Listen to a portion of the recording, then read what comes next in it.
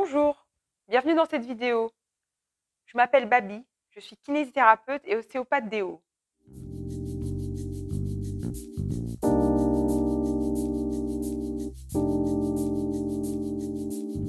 Aujourd'hui, je vais aborder un sujet d'actualité qui nous affecte tous, c'est le sujet du Covid. Donc, j'aimerais, dans cette vidéo, m'adresser aux patients qui ont été hospitalisés ou alors qui ont été immobilisés pour une période plus ou moins longue. J'aimerais leur proposer des exercices pour essayer de récupérer leur fonction respiratoire. Le but dans cette vidéo, c'est de les aider en leur donnant des exercices respiratoires et de mobilisation générale assez simples pour qu'ils puissent commencer progressivement la mise à l'effort. Donc, nous allons d'abord commencer par des exercices que l'on peut faire en position couchée. Ensuite, nous passerons à des exercices qu'on peut faire en position assise. Et puis seulement, nous finirons par des exercices en position debout.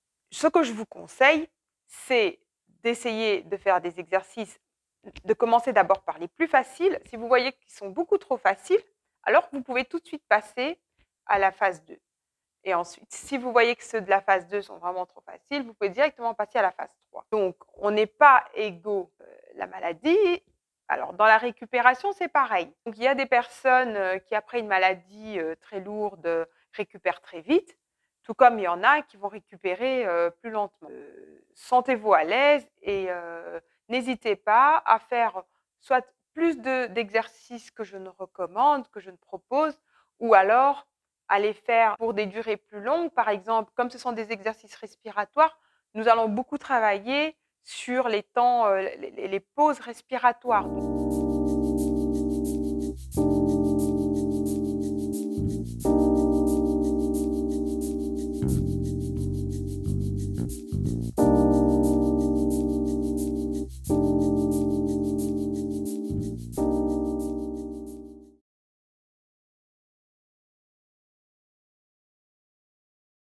Comme vous le savez déjà, parce qu'on ne parle que de ça dans les médias, le Covid-19 est une maladie qui est transmise par le coronavirus. Le coronavirus qui pénètre dans notre corps principalement par les voies aériennes ou par les yeux et ensuite va se loger principalement dans nos poumons où il va provoquer une grosse inflammation et cette inflammation va se traduire chez le patient par une sensation de se noyer dans ses... Parce que ses poumons vont être tout d'un coup, à cause de cette inflammation, envahis par du liquide. Il faut savoir que les poumons sont un milieu aérien. Il n'a pas vocation à supporter du liquide. Donc, c'est très inconfortant pour un patient de se trouver avec un syndrome inflammatoire au niveau des poumons et ça provoque les différents symptômes que vous connaissez, notamment la toux. Ces symptômes peuvent être différents d'un patient à un autre. Pendant le processus respiratoire, il se passe tout un ensemble de mécanismes complexes. Comme vous pouvez le voir sur cette image anatomique, le système respiratoire sur le plan de l'appareil locomoteur, il est constitué de plusieurs éléments, donc osseux, tels que les côtes et les muscles et les articulations. Donc, il y a aussi le système respiratoire en lui-même, les organes pulmonaires. Et donc, il est très important de comprendre ce qu'on fait quand on fait les exercices respirateurs, puisque c'est de ça qu'il va s'agir dans cette vidéo. Donc, la plupart de nos exercices vont se concentrer sur le travail du diaphragme, parce que le diaphragme, c'est vraiment le muscle principal de la respiration.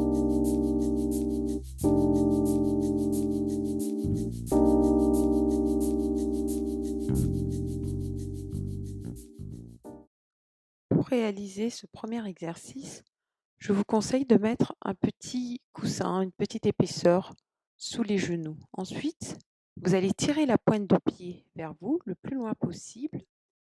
Vous faites 8 fois l'exercice et vous le répétez 3 séries. Donc, vous faites 3 séries de 8 exercices.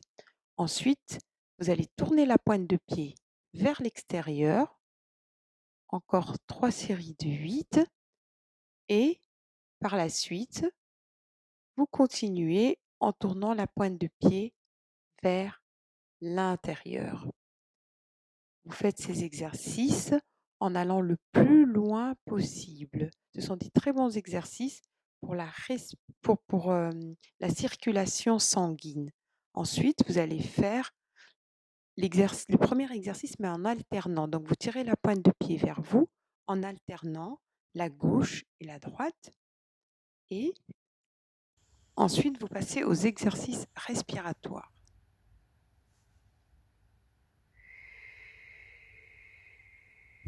Pour l'exercice suivant, vous allez poser vos mains à différents endroits de votre cage thoracique.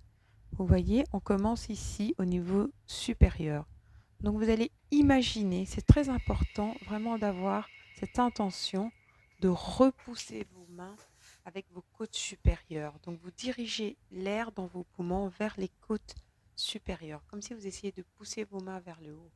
Et on tient pareil, 3 secondes. On inspire sur une durée de 3 secondes, on tient une apnée de 3 secondes et ensuite on souffle pendant 6 secondes. Après, vous faites le même exercice, vous posez les mains sur les épaules et vous tirez les épaules vers l'avant, vous essayez de bien ouvrir au niveau des omoplates, donc en arrière, et vous respirez simplement profondément le plus possible.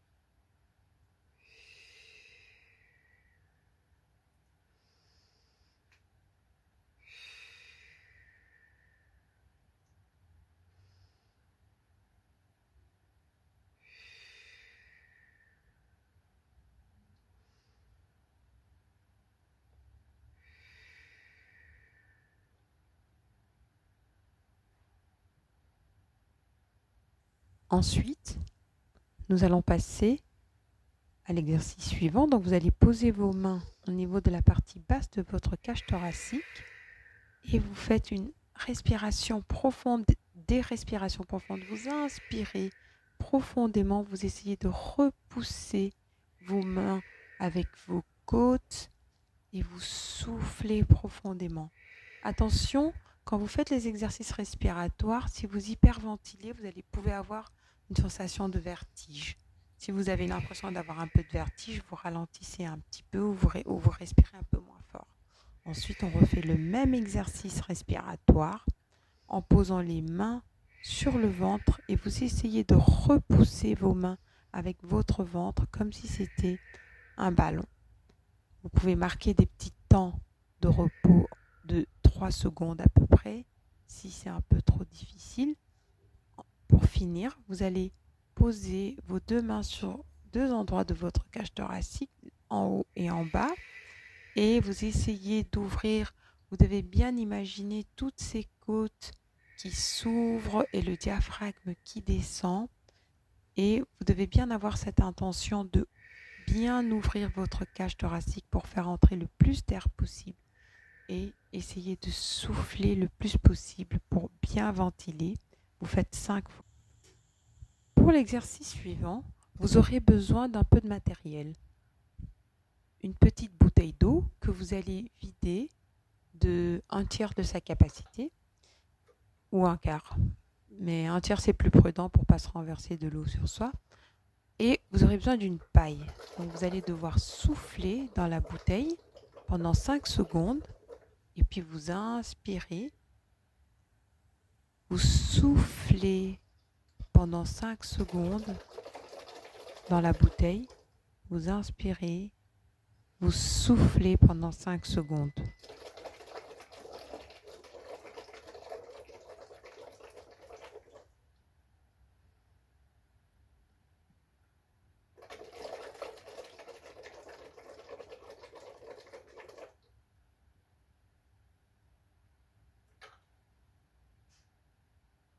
Au dernier exercice, vous aurez besoin d'un gros ballon. c'est bien de le prendre le plus gros possible. Vous essayez de le détendre en tirant dessus et puis vous inspirez hors du ballon et vous soufflez dans le ballon le plus possible et vous essayez comme ça de le remplir d'air et ensuite vous aurez fini vos exercices pour aujourd'hui.